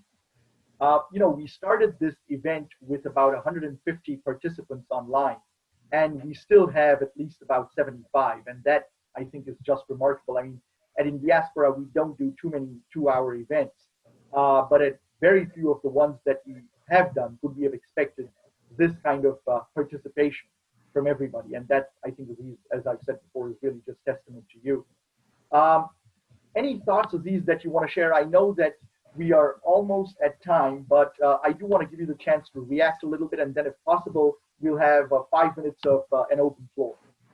Well, all I can say is I just want to thank Indiaspora for hosting this, and I'm overwhelmed, just honored, humbled, and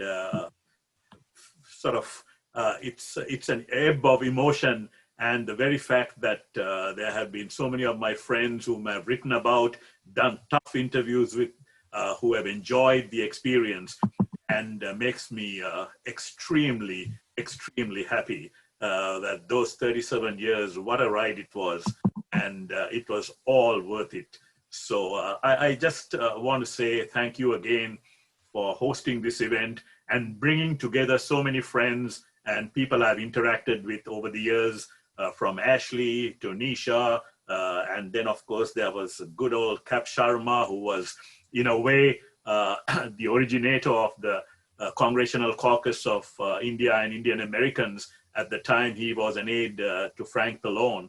And during those early Cold War years, when India was considered a sort of surrogate of the erstwhile Soviet Union and didn't have friends in Congress, and the Indian American community hadn't come of age either, you know, and to see the evolution of the Indian American and the South Asian American community, and to see the amount of people who are now not just in Congress and who are congressional staffers. I remember when I first started in the mid-'80s, there were just a handful of congressional aides. There was Neil Dillon, who was chief of staff to Congressman Robert Matsui, and there was Amit Pandya. And then, of course, in the 90s, I became friends with Nisha and Cap and a few others. And now they have got an Indian American, South Asian American Congressional Staffers Committee, which is close to 100 staffers, and all of them holding very senior position.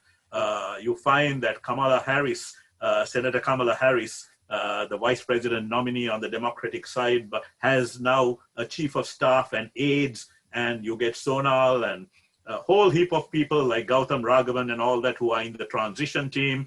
The Trump administration has got scores of Indian Americans. So did the George W. Bush administration, the Clinton administration, the Obama administration.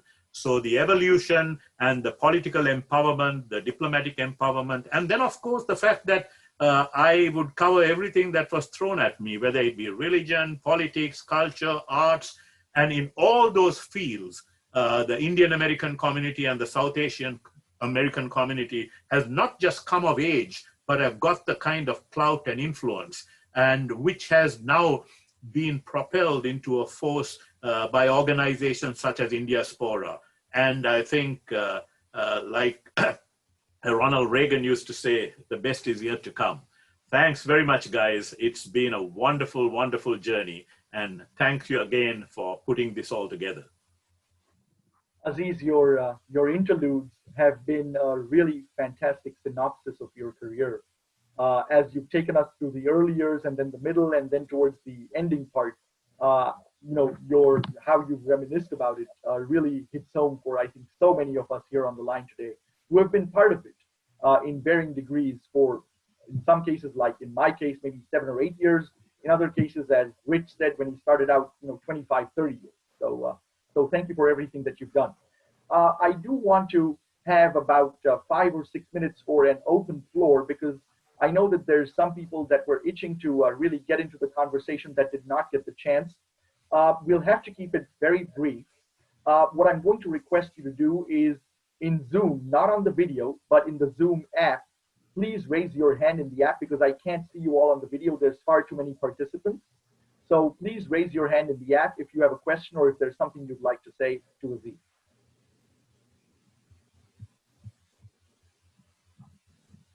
I'm also monitoring the chat box. I see one question from Purnima Voria. She's raised her hand. Purnima, if you'd like to unmute yourself, please. I did. Go Hi, ahead. Aziz. Hi, Purnima. It's been a long time seeing you in Washington, D.C. so many times. I am so grateful for what you have done. People that are not in Washington, D.C. Feel that we didn't get much of you. But we did get a lot of you through the newspaper, and really admire you and thank you for everything you have done for all of us. Without you, I don't think the Indian community would have the name that we do today. Very grateful to you. Thank you. Thank you, Purnima. And even if you are embarking another journey, I know you'll do well. And please, please reach out to us if you need anything. I'll be happy to support your next life. Thank you. Thank you. Thank you. Thank you, Purnima. I know we have from North Carolina, Jay Chowdhury. And Jay, I believe you're with the author of Maximum City. Is that right? Oh, good. Yeah. Hey, Aziz. It's Hey, Jay. Good to see you. you too. It's Jay Chaudhary. Hey, Sukatu. Yay, absolutely. Suketu is here. Just a few points I mean, this is an amazing gathering. Number one, thank you for the inspiration. It was through your articles that I read about Ramu Palluri, who Sejal and I worked for, and also Kumar Barve, who inspired me to go into public service. Number two, as Anurima and Minnie and so many of others said, thank you for validating those of us who have gone into public service, which I don't think is a struggle now for Indian Americans. Number three, thank you for profiling us, because yes, as Subodh Chandra mentioned, Sejal and I actually met on a campaign. We're in fact profiled as campaign staffers in Ramu Palluri's write-ups. And lastly, you know, my ask to Sanjeev and MR is that this is just amazing energy just being on Zoom, but I really hope that we can all gather in person to celebrate your chronicling of the Indian American community that our children who are here today will read about for generations to come. So thank you so much. And I'm going to let Sejal and Suketu say if they want to say anything. Aziz, thank you so much. You were a big part of just all of us starting out in politics. There were so few of us back then. You could have put us all in a minivan, and now you have a whole flotilla of minivans. So thank you so much. Just all your coverage of those very special times is greatly appreciated. And good luck with your future endeavors. Thank you. Thanks. Aziz, I grew up reading India Abroad, and I always felt really inadequate anytime I read it because I couldn't spell for shit, and there were all these spelling bee champions which were constantly profiled. But your articles were about Indians doing something different, and not just Indians, about politics in the US, and I learned an enormous amount about our place in this country through your articles. And I'm a journalist now as well, and you really are an inspiration to all of us journalists. And through your work, you've demonstrated the incredible importance of writing about race and ethnicity in this country.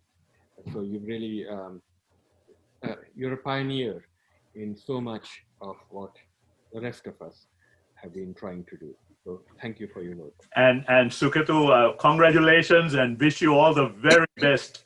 And for many, many years of wedded bliss, all the very best to you. Thank you. I just got married, for the rest of you who don't know, and in the Chatham County Detention Center. So Aziz is my friend on and Jay, tell the people what Suketu is all about, you know, the bestseller book and all that. Yeah, people have to know. Yeah, well, yes. I mean, I hope everyone knows that Suketu Mehta, who was my brother-in-law, is a Pulitzer Prize finalist, award-winning, nationally recognized author. I remember well. And most importantly, a North Carolina voter, Aziz. Yeah.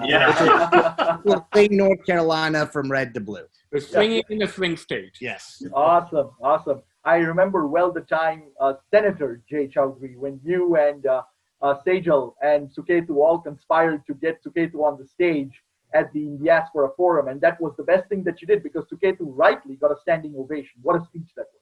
I think that involved a bottle of whiskey from MR. As it often does. Well, we have time for just one more comment or question. There's a gentleman named Hamim Magdon Ismail. If you want to unmute yourself. Yeah, Hamim. Hi, I'm Hamim here. I really enjoy his company. He's a great guy. And I have access to him because he's close to me. We are relatives and we travel together and so on.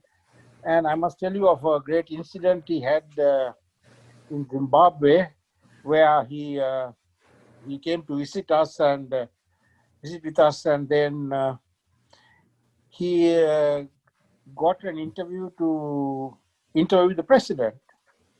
And there was a phone call home, which our housemaid took, she came to me and said, look, the president's office called. And I said, no, that must be a wrong thing. How can the president call us? Apparently, it was a message to confirm an interview for Aziz with the president. Anyway, he's a great guy. Thank you, Aziz. Thank you, Hamim. Thank you. Thank you, Hamim, for that message. And Aziz, what a privilege it has been for us here at Indiaspora to host you for this felicitation and the roast. The roast was kind of mild, never quite, never too quite mild, too mild. Yeah, too mild, far too mild. Yeah. Indeed. Well, maybe we'll do that some other time. And thank you so much to all the participants who joined in and stayed for so long. I know that you've really enjoyed it. Before I turn it back to M.R. Rangaswamy, and if Sri wants to comment a little bit, of course, he's more than welcome to. But before I do that, let me take this opportunity to thank my colleagues who have been working tirelessly behind the scenes to make it happen, make this event happen, led first and foremost by Mansi Patel, followed by Rucha, Gabriel, Ashish, Raka, and Malika. Without this team, this event would never have occurred. So thank you to all of you for the great work that you've done to put this up. And with that, let me turn it back to Emma. But Sri and Sanjeev, thank you so much for playing host. I know it took a lot of time to put videos together, speakers together, and we had such an incredible group, from politics to the NGO community, to Hill staffers, to all, business people, to attorneys, and so on and so forth. This really shows the types of people in the lives that really, Aziz, you touched.